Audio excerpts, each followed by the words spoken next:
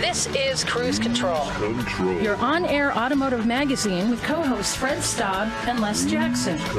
Everything you need to know about new and used cars. Industry news. We'll fix or repair your car on the air. Fasten your seatbelts and let us take the wheel. Now, your ride is about to begin. Because you're on Cruise Control. Cruise Control. Cruise Control.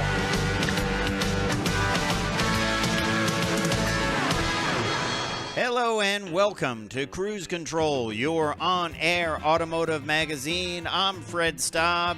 He is Les Jackson. You have dialed into Cruise Control for a full hour of all kinds of information about the automotive world, new models, new pricing, buying advice, and Les Jackson's broken connecting rods collection. Exactly. The story of the broken connecting rod and it's still on order from Sears. Sears will be getting right to that, even with the current supply chain issues. But we're going to start this hour with a story about Carvana. Of course, they are the online buying service, very popular. At one point, they were selling 2 cars or a car every 2.5 seconds, something like that. Well, now there's some issues with the company, and it involves getting your tags for the vehicle. We'll talk about that. Absolutely. And BMW wants you to enter the e-drive zone. That would have something to do with electric. Yeah, enter the e-drive zone. And it's more of a carrot than stick approach. We'll tell you about what that is. And then Lamborghini is celebrating 4 years of being in the SUV business. Remember, we were talking about that? Will they have SUVs? Now, if you don't have an SUV, I mean, Bentley has SUVs. Even Aston Martin has SUVs. Lambo has SUVs. We'll also tell you a story. It's kind of a follow-up. If you remember, you could get loans because of the COVID pandemic. You could get loans for your business. One guy fraudulently took out a loan and got one of these Lambo SUVs. We'll tell you what happened to him. He won't be driving it too much. Won't be needing it for a while. And what vehicles get into the most accidents? Now, aside from anything Richard Hammond drives,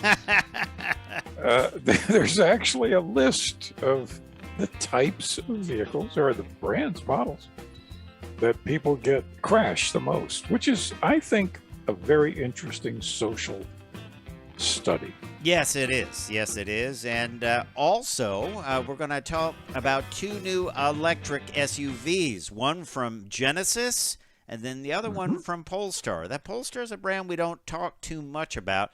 It started out as a Volvo tuner brand, sort of like their M class, but it has now morphed into their high-end electric brand, performance brand. And we'll talk about the Model 3, or the Polestar 3, I should call it, that had a little bit of a reveal in New York. So we'll talk about that and more on Cruise Control. Don't forget to check us out at cruisecontrolradio.com, where you can like us on Facebook, follow us on Twitter, the YouTube page, the podcast, and Les Jackson's Broken Connecting Rod Collection. Exactly. All coming up on Cruise Control. We'll be right back.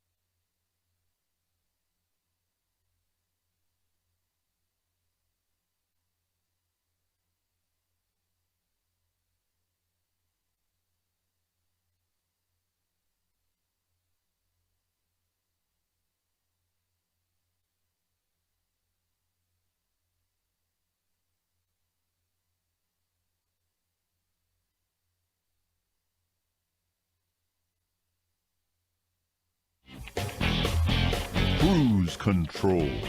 And welcome back to Cruise Control. Les and Fred here. I am one of them, and we are going to start off this hour with troubles at Carvana. Mm-hmm. They're very successful. You can't knock it. They've got a very good business plan. They seem to have reasonably happy customers. Yeah, I know. Except for one little glitch in the operation. They can't get you your license plates. Yeah, or the title to your vehicle. Yeah. I mean, license plates, that's at least not good. you could do yourself, right? You can't get the title yourself. You just have to be sent that. But license plates you could do yourself. But this is a problem, and this is a great brand. I mean, this is the way I think the future of buying vehicles. A lot of people, I've watched a lot of videos on YouTube of people buying it and saying, okay, here it is, and they do walk-arounds. And, they truthfully will take the vehicle back if you don't like it. I mean, there was one guy, I think I watched, he said, hey, I bought this Mustang GT. It's better than I thought. But one thing I don't like, it's got Firestone tires on the front and Goodyears on the back. And he called them up and they said, well, we don't really see that as a defect, but, we'll take the car back if you don't want it for that reason. And he ended up buying tires. But anyway, that's besides the thing. That's not the problem that's happening now. At one point, I think we told you a couple of weeks ago on Cruise Control, they were selling every 2.5 seconds, they were selling a car. So you think about all the paperwork that's involved with that. And now there are consumer complaints against Carvana because what's happening is they cannot get you your title or your tags.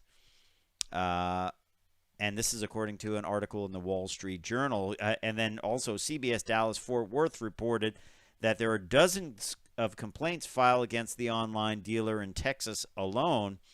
It's kind of tied to their explosive growth, but people are waiting months to get the title to the vehicle. They keep renewing these temporary tags, basically a piece of paper. There's one person in Houston whose 22-year-old daughter has been waiting 455 days for tags for her 2018 Hyundai Elantra that she bought back in August of 2020. You're required in Texas to get the registration within 30 to 45 days. I tell you what, I would go find the office and walk in and say, hey, I need this done because this is out of control, man. Problem is they apparently outsource this work, and they are legally obligated to get the title to you at least. Like I say, I'd go do my own tags if that was holding it up, but you need the title to do that, right? Well, you do. So the big thing is, where are these titles? Why can't they just send you the title signed by whoever sold them the car? Mm-hmm. And it's sad because it's a good brand. I think they offer something really well, but frankly, you don't want to be driving around with a temporary registration and not getting your paperwork squared because you're going to get pulled over, right? Well, yeah, this is going to cost them a lot of money in fines and in. I know what I would do because I've been an expert witness in some of these court cases. I would just go back to them and say, file a breach of warranty claim and make them buy it back, even though I've had it for months. Yeah. Well, it just doesn't make stupid sense that this would be all hands on deck type of situation if this was happening to my company. I mean, I would be like, okay, we are going to clear this backlog out if we have to stay here exactly all week, around the clock. We are going to clear this out if we have to hire extra people or whatever. You just can't say, oh, well, we outsource that. I don't know what's going on. That's not an answer. You have to say, man, we are embarrassed. 455 days. That's ridiculous. And someone should take personal responsibility for that and say, couldn't you though say, henceforth, until we clear this up, we're going to just take the titles of every car we buy, and we're going to transfer that title to you, the next buyer, and you do everything manually at your end. Well, the other problem is a lot of Department of Motor Vehicles offices were closed. Yeah. But to tell someone, hey, you know what, we use an outside company for this, so I don't know. Not good. But we'll follow up on that and stay tuned to more Cruise Control. I'm Fred Staub. He's Les Jackson. We will be right back. Just getting started on the show. Your on-air automotive magazine. We'll be right back.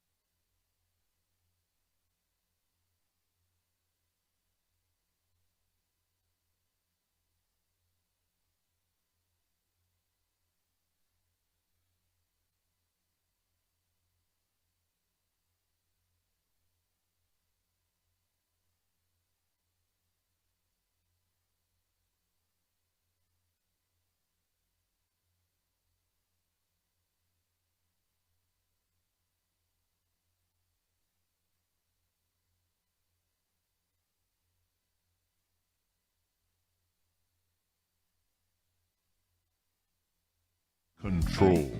And welcome back to Cruise Control. Yep, your on-air automotive magazine with Fred Staub and Les Jackson. We are glad you're along for the ride with us. We're here every week at this time, so make sure you set your dial. However you listen to the show, we appreciate it. Let's talk a little bit of technology.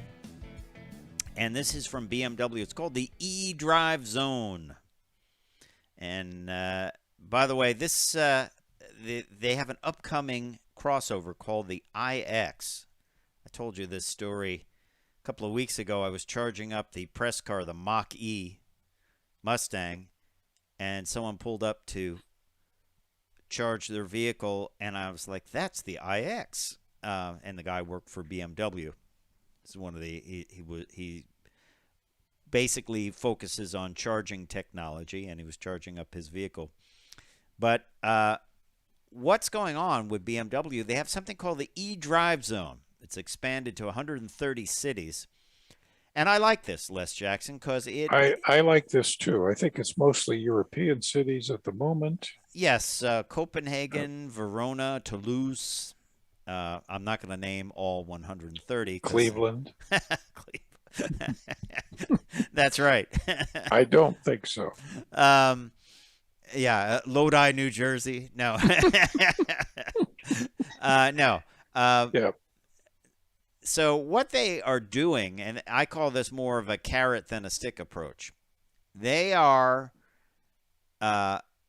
making these zones that if you have a plug-in hybrid car, such as the 3 Series, the 5 Series, or the X5, that is equipped with the eDriver Zone technology. With this technology, it's kind of like geofencing. It automatically goes into the electric mode if you have a plug-in hybrid. Now, the good thing about this is if you turn this function on, however you turn it on, you might turn it on with an app. Who knows? Maybe something in the car. You can accrue points from BMW, which includes free charging at a station or reduced cost charging. I think it's a pretty good way. I always think it's better to go carrot than stick, you know? It is. Here's something good. If you want it, here's your opportunity. Yeah, and this will happen automatically because it senses with GPS where you are, and it switches over to the electric mode. Now, you have to keep your battery and your plug-in hybrid charged, otherwise you won't be able to take advantage of this, right? Yeah, but you could go to a charging station. It's true. I wonder how many people keep their plug-in hybrids charged up, you know, or do they forget and just use it like a regular hybrid? Well, judging just from me, my experience testing them, I'd say a lot of people don't recharge them. They just forget about it and say... Not naming names here. Okay. All right. Well, I think this is a good thing. It's called eDrive Zones. It's expanded to 20 other European cities. Right now, I don't think there are any in the U.S. For some reason, I keep thinking San Francisco has something like that, but I'm probably wrong. Yeah, I don't think they're anywhere in the U.S. yet, but I'm sure they will be coming, and it's a good idea, and it's great to get some free charging. Why not? It doesn't cost all that much. I mean, Terrific. I was at a charger for over an hour, and it cost me like under $5. You know? Yeah, which is great. Which is great. So, hey, let's talk a little bit about a anniversary for some vehicle that some people probably thought would never be built, and it is Lamborghini's SUV, the Ursa. This vehicle is probably... What's that? You said Ursa. I said Ursa. Urus. Yeah. Urus. Yeah. Ursa must be a planet or something. I'm not sure. Ursa Major is a constellation. That's what I was. Yes. Well, it wouldn't have been a bad thing to name it after. That's right? a pretty good name. But it's not the real name. That's the only problem. They're celebrating. It's just one slight problem there. Remember when Porsche came out with their crossover and people were like, "Oh no, this is heresy." Right? This is never going to happen. Now it's no big deal. Everybody's got one, even Aston Martin. So, but think back 4 years ago, this was a big step for them.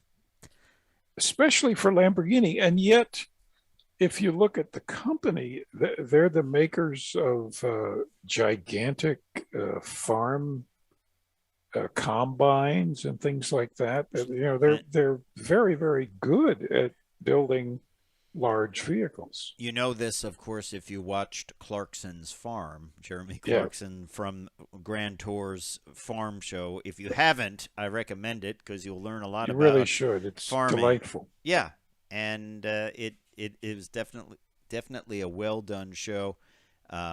So he has a Lamborghini tractor in it though, which makes Of course. which makes sense. And everyone says that tractor's too big for what you need to do. He's like, no, it's the Lambo, you know. But anyway, back to this vehicle. It packs 650 horsepower, a 4-liter twin turbo V8, which is a small engine for Lamborghini. And it 0 to 100 kilometers an hour in 3.6 seconds, and 16 different colors. It has a dedicated paint shop where they spray these things, and just a cool vehicle. Now, one of the tie-ins to this story is fraud. It does nothing to do with Lamborghini, but remember when we told you a while back that there was some fraud going on with these COVID loans, the PPP and all this type of things? Well, one guy in Texas, Lee Prince III, got more than $1.6 million in low-interest relief loans, according to the Associated Press. And he paid off his mortgage and bought a couple of cars. And one was an $85,000 F-350, and the other a Lamborghini Urus. And these are not things you're supposed to do with the money. No, it's not designed for that. According to the Houston Chronicle, he funneled a little under $1 million through each of his two businesses to buy these things. He has a construction business and some other business. Well, not anymore. No, he won't be needing that Lambo either. There'll probably be a good lightly used one available. Maybe it'll be sold on Carvana. You won't get the title, though. Yeah. Well, it's hard to get the title out of the prison system. Yeah. He had a Ferrari and a Bentley in the garage, too. So there you have it. He is in a bit of trouble and won't be enjoying that 0 to 60 time on his Lambo SUV anytime soon. Not for a few years. The moral of the story is they catch up with you eventually. That's right. They will find you out. They will find they have people that look into this stuff. So, well, crime does pay, but it doesn't pay for very long. It does pay, but you might have to pay it back. So, yeah. There you have it. Hey, you're listening to Cruise Control. I'm Fred Staub. He is Les Jackson. We're glad you're along for the ride. We are your on-air automotive magazine. All the latest news about the automotive world, new vehicles, buying tips, all that and more. When we come back, we're going to talk about some of the vehicles that get into a lot of accidents due to their drivers, probably. Les calls it it's not the vehicle's fault. That's right. It's a sociological study here. We'll talk about that. We're also going to talk about some new electric cars coming out and why a toxic lake in California could be the key to more electric vehicles. Electric eels. Electric eels. It's the future. Stay tuned to Cruise Control.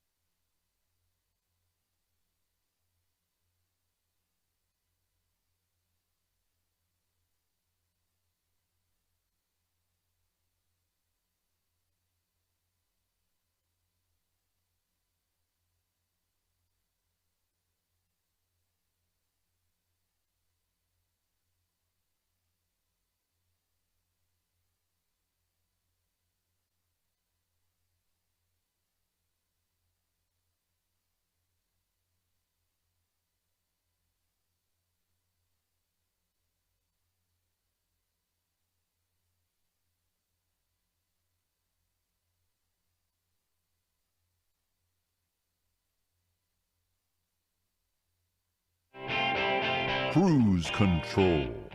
Welcome back to Cruise Control. Fred and I were just before the break talking about the accident rate in the U.S., which is kind of scary. Mm-hmm.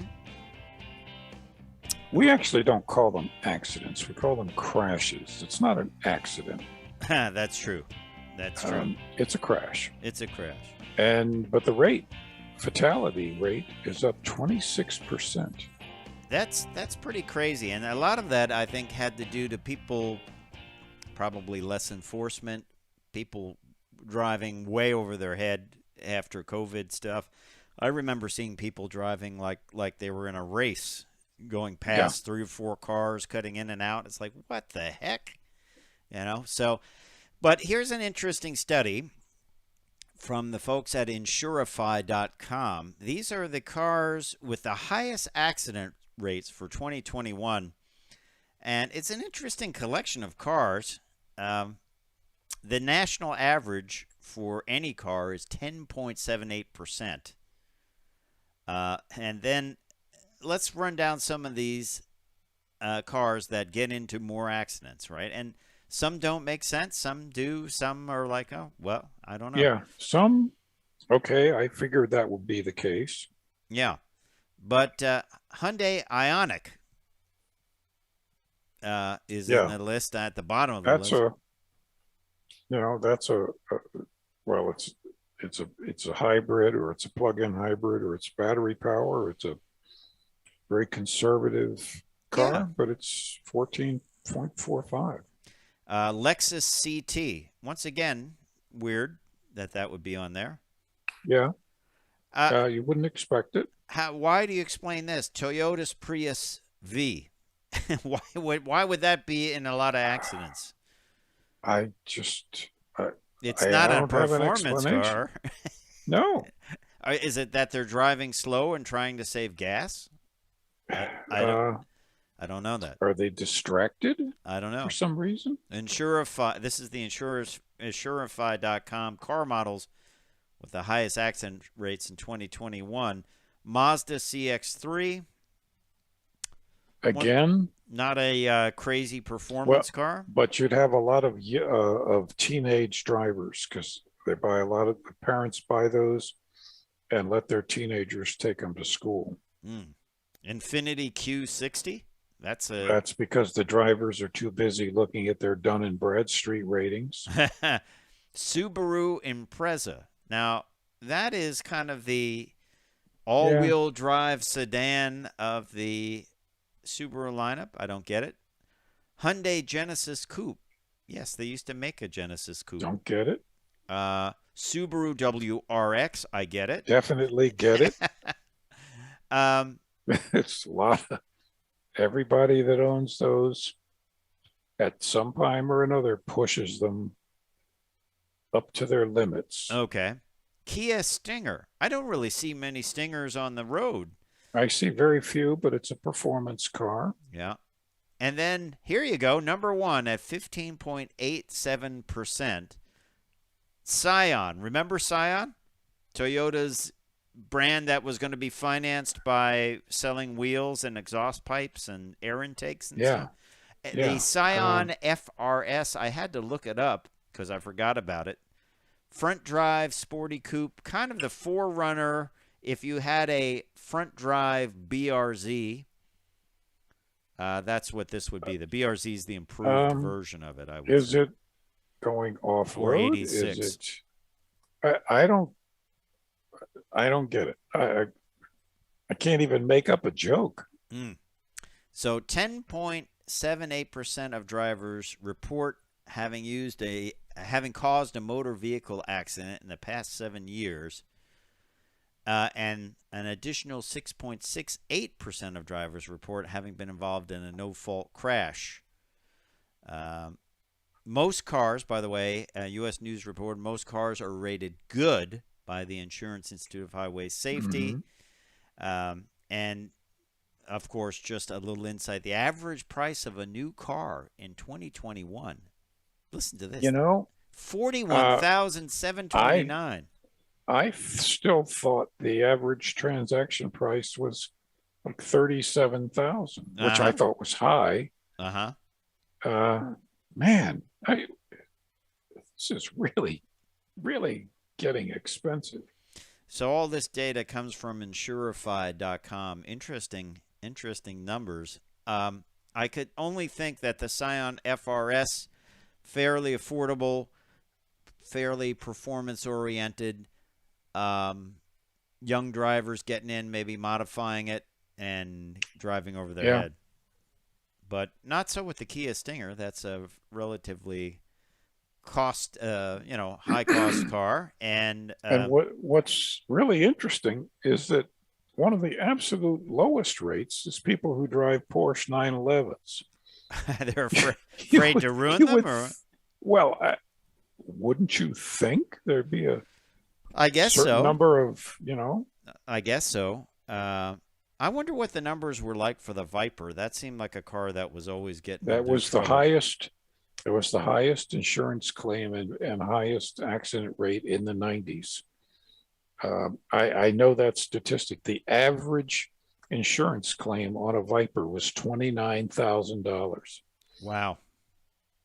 Don't hear Yeah. much about Vipers at all anymore, or see No. them at all. But well, let's talk about something completely different. We're talking safety, and that, of course, the Polestar brand. You and I don't talk about Polestar a lot, but we should, and we probably will in 2022 because Sure we will. they're getting more and more vehicles in their lineup.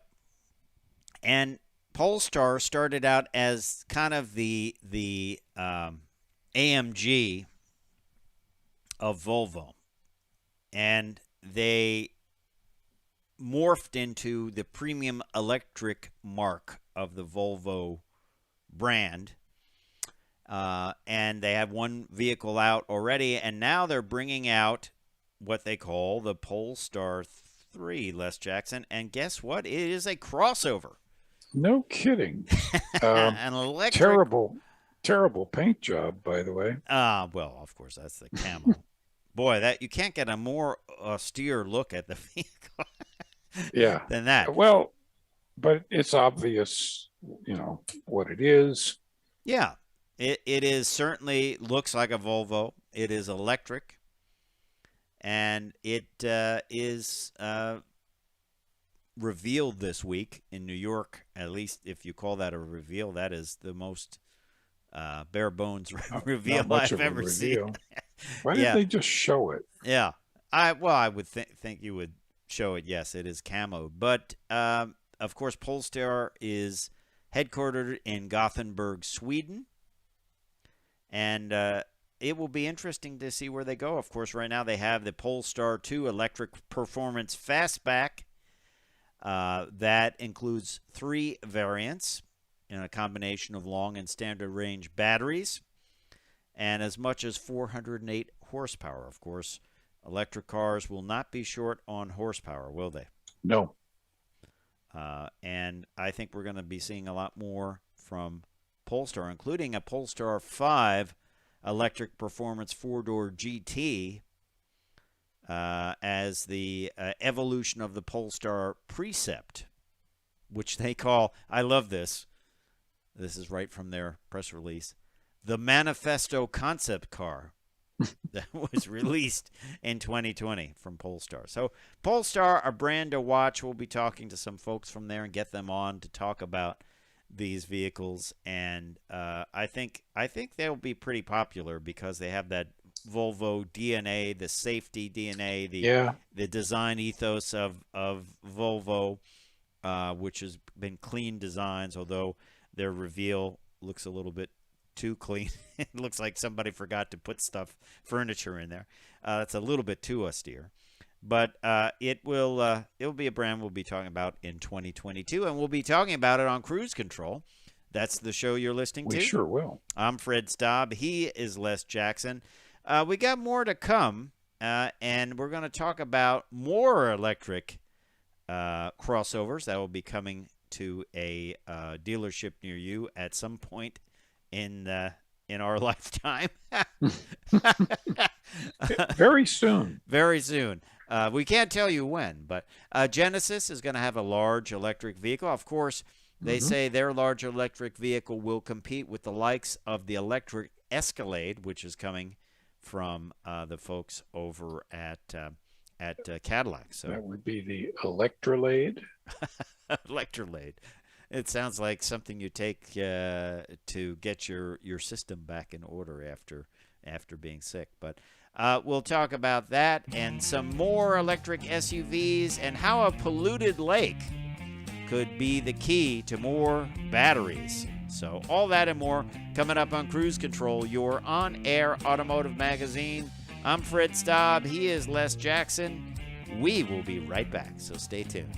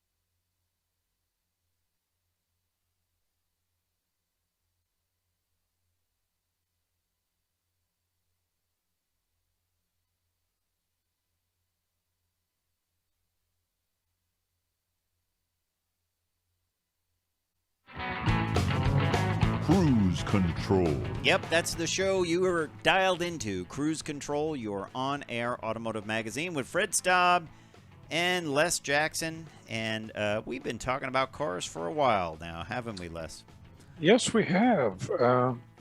Winding down a little bit for the holidays, but still stuff going on. Stuff going on, and new vehicles coming out. Of course, the vast majority of them in 2021 have been electric, and Genesis has been something we've talked about this year for a lot of shows and reviewed them, of course. And they are now coming out with a large electric luxury SUV.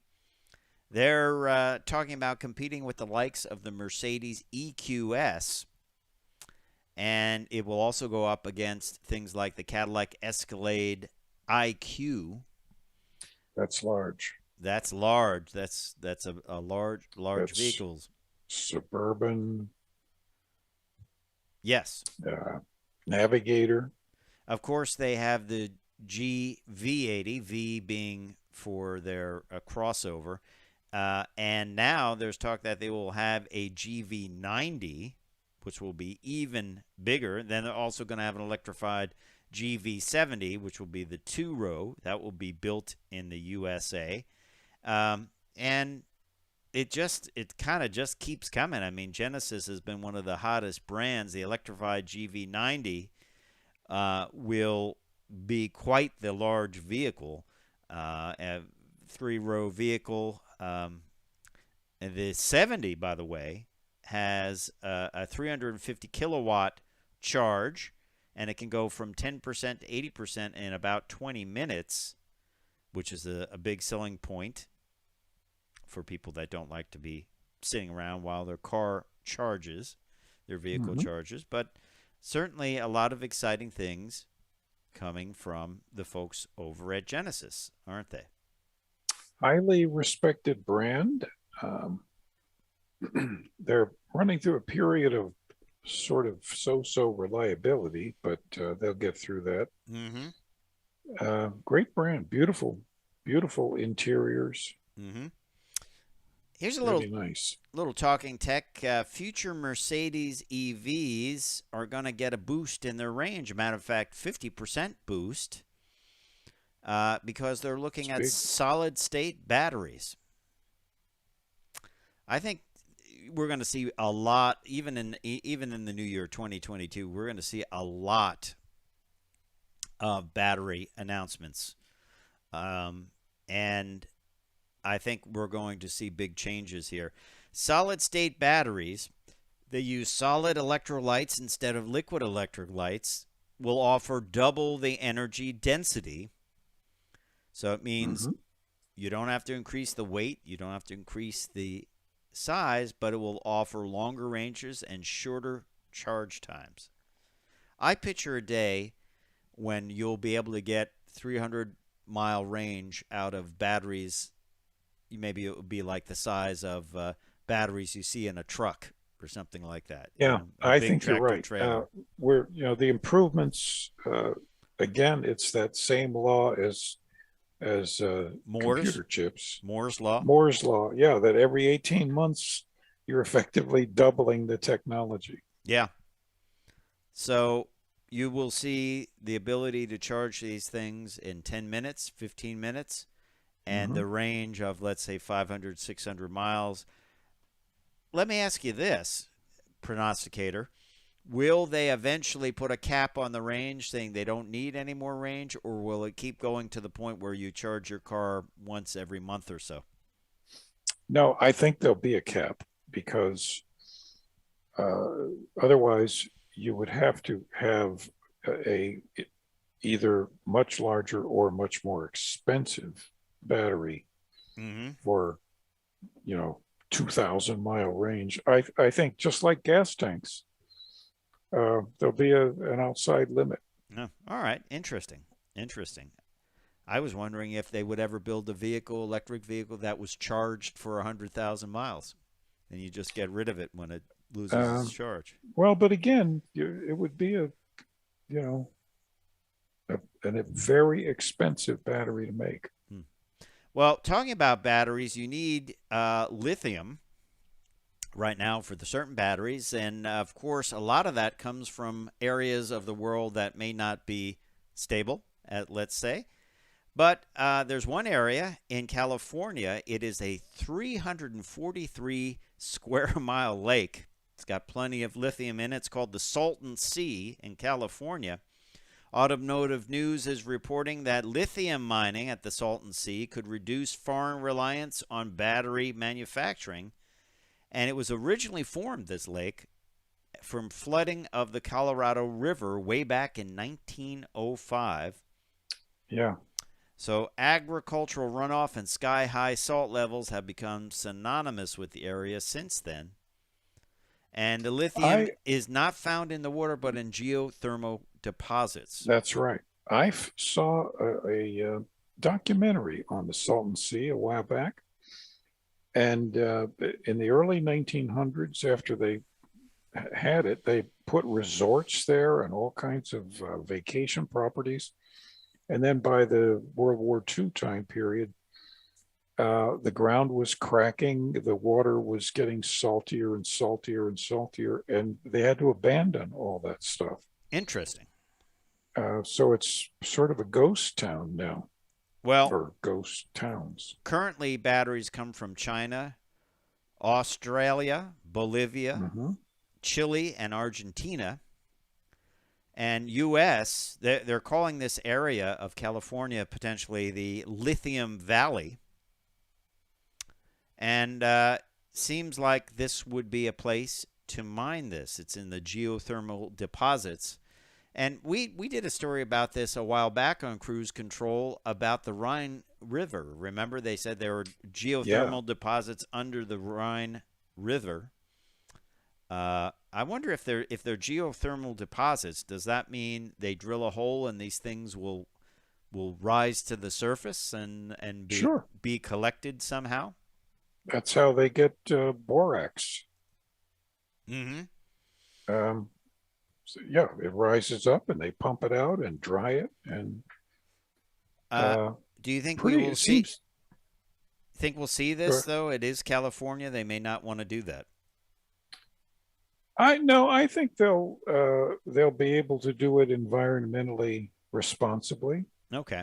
And I think, I think they'll be able to keep it safe. It's a huge lake. So 343 they're pretty clever out there. Square miles. So interesting. We'll see if Lithium Valley becomes a commonplace term in 2022, right? Yeah. So Les, did you grab your Mopar ugly sweater yet? Mopar. I bought two of them. One for me and one for the cats. One for the cats. They'll have to share. You have two cats. They're each get a sleeve. Yeah, the Mopar ugly Christmas sweater. It's available certainly at wearmopar.com. Well, we hope you've enjoyed this edition of Cruise Control. Don't forget, you can check us out at cruisecontrolradio.com, where you can like us on Facebook, follow us on Twitter, check out the YouTube page, check out the podcast if you missed an episode of the show and you want to catch up. It's all there. All the links there at cruisecontrolradio.com. That will be going in for a rebuild very soon, a complete rework of that. And we're going to keep telling you about great stories in the automotive world, new vehicles, buying tips. There's a lot of new vehicles coming out. I think no matter what, this year has been a ton of vehicle reveals, probably more than I remember, but none of them have been built, which is the problem. Well, it's easy to reveal something when you don't have to build it. That's right. Hey, we're going to see you down the road. Bye.